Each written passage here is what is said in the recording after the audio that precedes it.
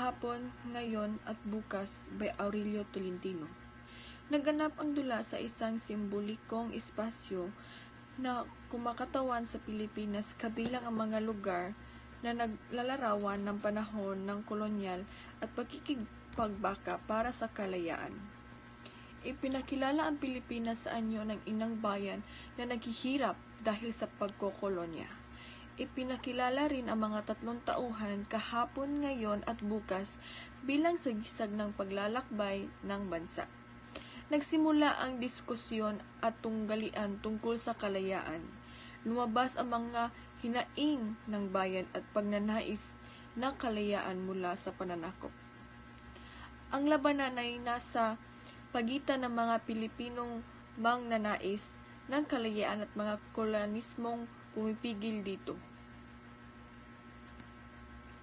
Mahusay dahil dula ay makapangyarihang sumasailalim sa kasaysayan at damdaming mga kabayan ng mga Pilipino. Nakapagbigay ito ng inspirasyon at aral tungkol sa mga kahalagahan ng paglaya. Mga aral na mapupulot. Ang kalayaan ay hindi ibinibigay ito ay pinapaglaban. Dapat pahalagahan ang kasaysayan upang mas maunawaan ang kasulukuyan.